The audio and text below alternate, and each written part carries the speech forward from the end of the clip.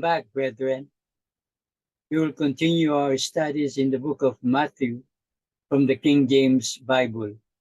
We will study chapter 2 in this series. We will look at the visit of the wise men to Jerusalem who were looking for the king of the Jews. We will notice also the reaction of King Herod on this visit.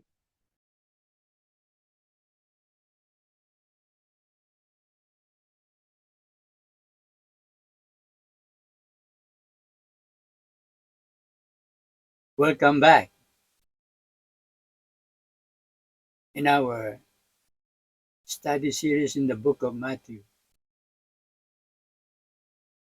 We have learned from Matthew chapter 1 about the extensive lineage of our Lord Jesus Christ. This is surely the work of God. Matthew traced the ancestry of our Lord from Abraham. You would like to note here that there are two kinds of genealogies listed in the whole Bible. They were the carnal lineage and spiritual lineage. Their ancestries are opposite to each other. The lineage of Ishmael, the son of Abraham, went on the carnal lineage, and on Isaac, his lineage went on spirituality. It is the same way with Esau.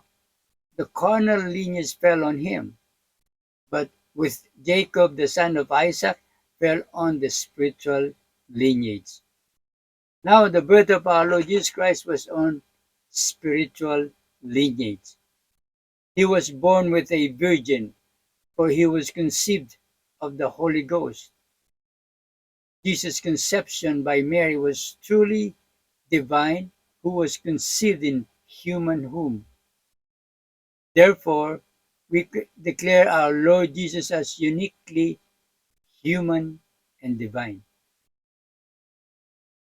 We're going to say our theme like this: the wise people in this world are those that seek the Lord Jesus Christ to be the King of their life.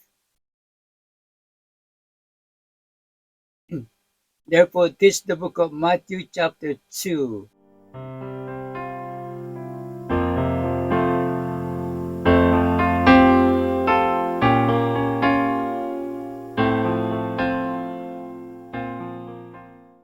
The wise men searched for the king, verse 1 to 8. The wise men from the east came to Jerusalem. In verse 1, we read, Now when Jesus was born in Bethlehem of Judea in the days of Herod the king, behold, there came wise men from the east to Jerusalem. You know, east of Jerusalem was Arabia. Herod the king was from the lineage of Esau. He is an Edomite. It is a marvelous thing that Magi from afar should know that a great king was born and should come from so great distance to do him homage. You know, for the world's wise men are not often found bowing at the feet of Jesus.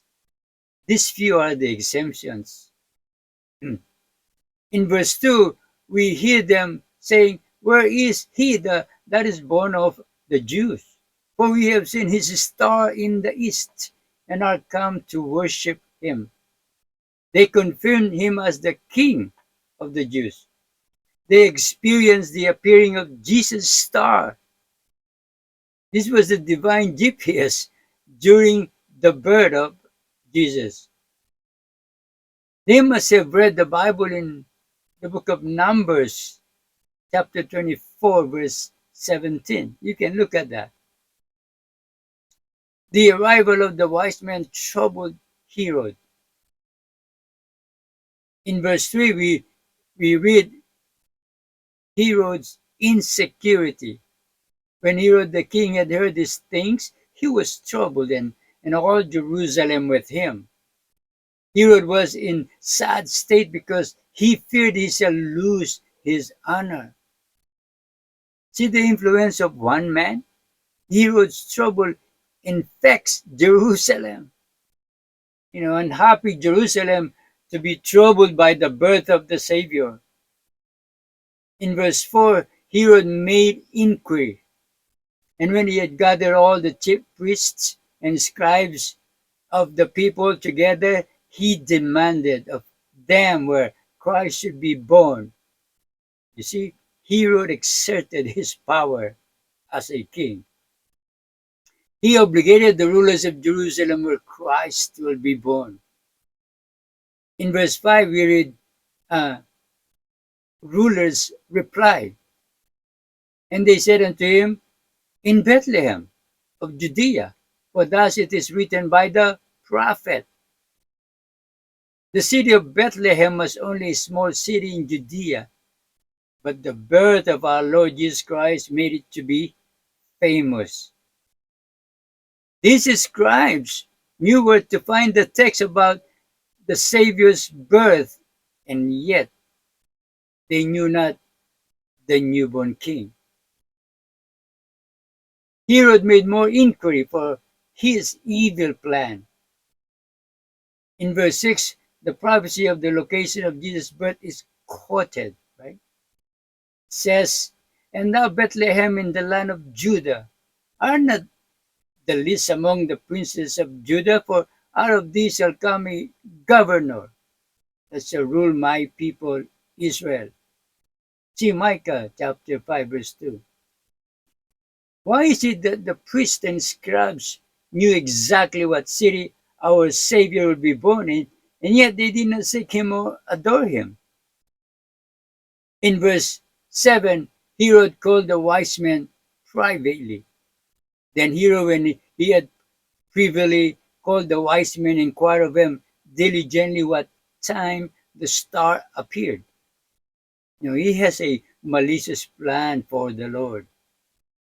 In verse 8, after Herod learned the date of Jesus' birth, he sent them to Bethlehem and said, go, search diligently for the young child, and when you have found him, bring me word again, that I may come and worship him also. He is sure an artful wretch. You see, murder was in his very soul and heart. Religious pretenses were on his poisonous tongue. Note, to promise like Herod to worship and to intend to destroy is a piece of trickery, very usual in our own days. Note that the wise men never promised to return to Herod. Because why?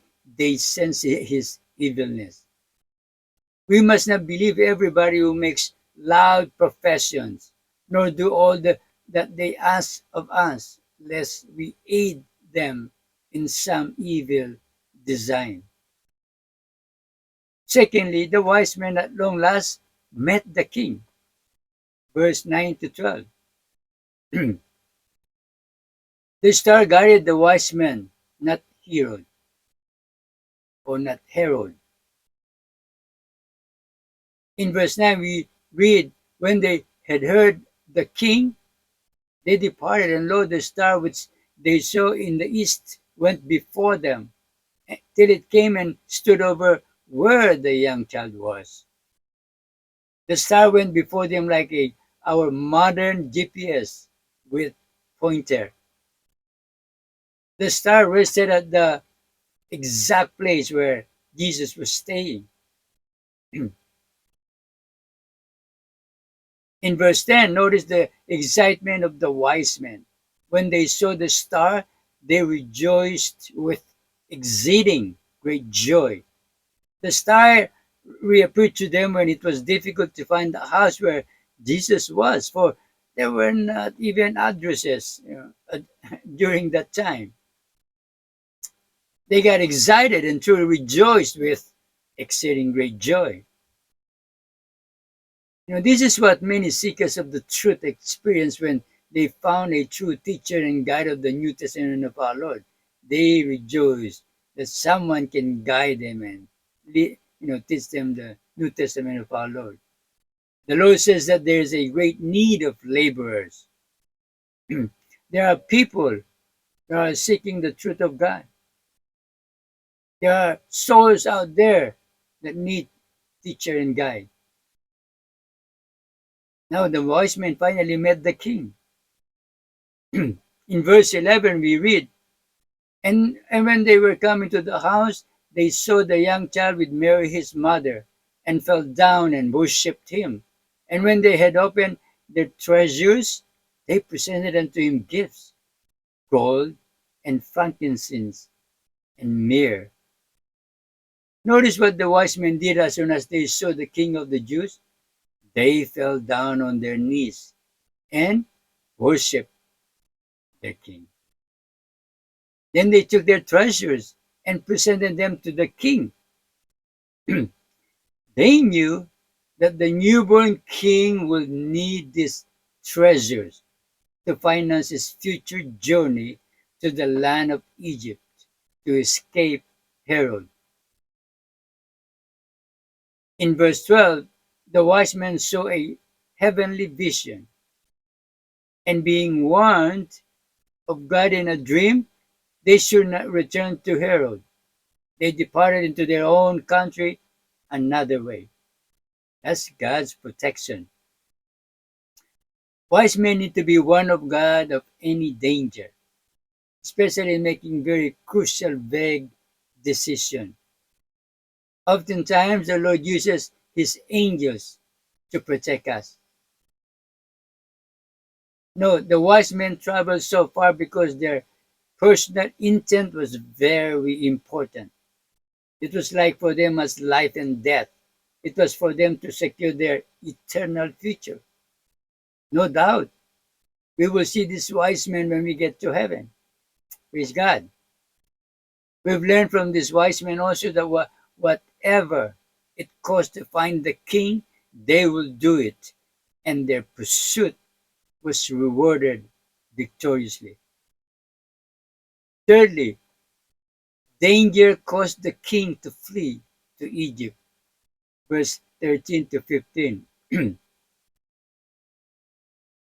The birth of Jesus is a fulfilled prophecy. In verse 13 we read, and when they were departed, behold, the angel of the Lord appeareth to Joseph in a dream, saying, Arise, and take the young child and his mother, and flee into Egypt, and be thou there until I bring thee word. For Herod will seek the young child to destroy him. It was the angel of the Lord that warned them. Angels were busy in those days, for they had special charge of their royal master. They will remain busy until the Lord returns. This means that Joseph, the child, and the mother must travel into the desert land of Egypt to reach the main city of Cairo. You know, there were two main cities during that time, Cairo and Alexandria. But Alexandria was located farther to the northern Egypt. When we were in Egypt in May 2022, we traveled by a van from the border of Egypt to Cairo for a long 8 hours. We saw for 8 hours mostly deserts and mountains. It's best to go to Cairo and see the pyramids by plane today. So this is how they traveled. Joseph obeyed the directive of the angel. In verse 14 we read, when he arose, he took the young child and his mother by night and departed into Egypt. Providence both watched over the safety of the Lord and enabled Joseph to support the mother and the child by the offerings of the Eastern wise men. You know, God uses others to provide our needs. They left Bethlehem by night at once, which is difficult but safely. In verse 15 we read, and was there until the death of Herod that it might be fulfilled which was spoken of the Lord by the prophet, saying, out of Egypt have I called my son. You know, maybe they stayed there a year or so. The Bible did not tell us, you see. Their finances was enough to support them until Herod's death. What a fate. God the Son was just waiting for the death of Herod. Herod may have thought he got it made as the king of Judea, but in the eyes of God, it was better that he has not been born than to be an enemy of the Son of God. A prophecy is fulfilled on the call of Jesus in the book of Hosea, chapter 1, verse 1. Note, our Father in heaven sees all the maliciousness of man against his servants. He uses his angel to protect them and gives them heavenly voice to avoid the danger. He also provides all the needs of his children, and we are told that he knows our needs. You can look at that in Matthew chapter 6, verse 32. Let us therefore trust his leading in our life and in our service to him. Fourthly, the rage of Herod missed the king. Verse 16 to 18. Herod became demonized when the wise men left. In verse 16, we read, then Herod, when he saw that he was mocked of the wise men, was exceedingly wroth, and sent forth and slew all the children that were in Bethlehem and in all the coast thereof, from 2 years old and under, according to the time which he had diligently inquired of the wise men. He deems that he's made a fool of the wise men when they left. No, proud men are quick to imagine insults when they were denied. Herod, with all his craftiness and subtleness, misses his mark. When a man has a power and wealth, they are easily become evil. Like Hitler, who killed 6,000 Jews in a concentration camp. They will unleash their wrath when become insecure like Herod. Humans with power and wealth are the easy prey of demons' possessions. They will make these men as wicked as they are. Herod is one of these possessed.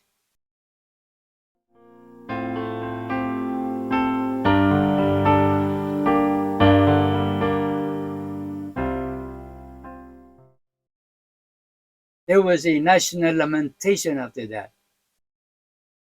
In verse 17, we read, then was fulfilled that which was spoken by Jeremy the prophet.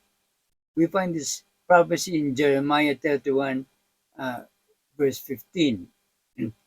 The weeping prophet foretells the wailing over the innocents. Men say that Christianity has been the cause of cruelty and bloodshed. Honesty should compel them to admit that not Christianity, but opposition to Christianity was the real culprit. In verse 18, we read the prophecy saying, in Ramah was there a voice heard, lamentation and weeping and great mourning, Rachel weeping for her children, and will not be comforted because they are not. They died. They lost their children. Thus did our Lord narrowly escape a cruel death. If he didn't go to Egypt, he will be one of them. Our Lord, he had poor welcome among men, who he came to redeem. Angels celebrate his birth with songs, but among men, the malice of the wicked greeted him with the blood of infants and the wailings of hundreds of bereaved mothers, like this cruel, wicked, and furious Herod. Note, how many children were butchered by Herod? We are not informed, for the numbers will be devastating.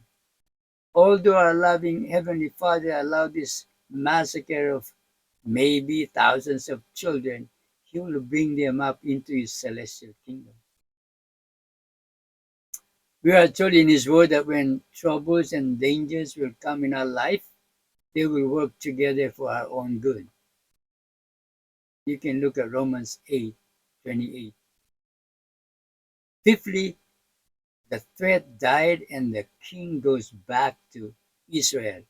Verse 19 to 23. The angel of the Lord appeared to Joseph. In verse 19 to 20 we read, but when Herod was dead, and behold, an angel of the Lord appeared in a dream to Joseph in Egypt, saying, arise, and take the young child and his mother, and go into the land of Israel, for they are dead which sought the young child's life. Angels again? Oh yes, they are busy still around him. Notice what the angel said. They are dead. Now, such a wretch as Herod and his army did not deserve to be named by a holy angel.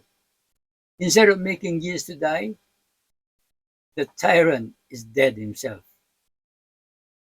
Every step the Savior took was a fulfillment of prophecy. How blind were those who would not acknowledge him as indeed the Messiah. Now, Joseph obeyed at once and arose. We learn from the obedience of Joseph that due to his consistent obedience, they were saved. Then Joseph made a detour to Galilee. In verse 22, we read, but when he heard that Archelaus did reign in Judea in the room of his father Herod, he was afraid to go thither. Notwithstanding being one of God in a dream, he turned aside into the parts of Galilee. Hearing the brutality of Herod, Joseph was thinking that the son of Herod was as much as the same. He was allowed to go into the part of which was under a gentler environment than that of Archelaus, who was no better. Galilee, a despised country, a land where Gentiles mix with the Jews, a dark and ignorant part, was to be the Lord's early days. In verse 23 we read, and he came and dwelt in the city called Nazareth, that it might be fulfilled which was spoken by the prophets, he shall be called a Nazarene. That's a contempt name. Now, Roman soldiers have headquarters in the city of Nazareth, and many of the men are living a lowly life of immorality. And Nathanael knew this city. See John chapter 1, verse 46, what Nathanael have said about this city. Note, although Nazareth was a lowly city, but it became famous because the king grew up there. Even his followers were called the sect of Nazarenes. You can look at Acts chapter 24, verse 5. Although Nazareth was the most notorious city of Israel, and yet the Holy King lived there. We find that our Lord adopted the city as his hometown and identified himself with it when Paul asked the Lord who he is. Notice Acts chapter 22, verse 8. In conclusion, let's look at the summary of this chapter. In verse 1 to 8, the wise men searched for the king. In verse 9 to 12, the wise men at long last met the king. And thirdly, in verse 13 to 15, danger caused the king to flee to Egypt. And then fourthly, in verse 16 to 18, the rage of Herod missed the king. In verse 19 to 23, the threat died and the king goes back to Israel. You know, brethren, there are still wise men in our generation that seek the king. Let us help them to find the king in their own personal life. Let's teach our king's autobiography in his New Testament. Oh, brethren, there are so many churchgoers today that are just attending services but are not serving the King of Kings. We can encourage them to submit their life to the King. Amen. Let me encourage you, my brethren. What a wonderful life when we accepted the Lord Jesus Christ to be the King of our life. Let us therefore serve our King faithfully. And amen. Across the world.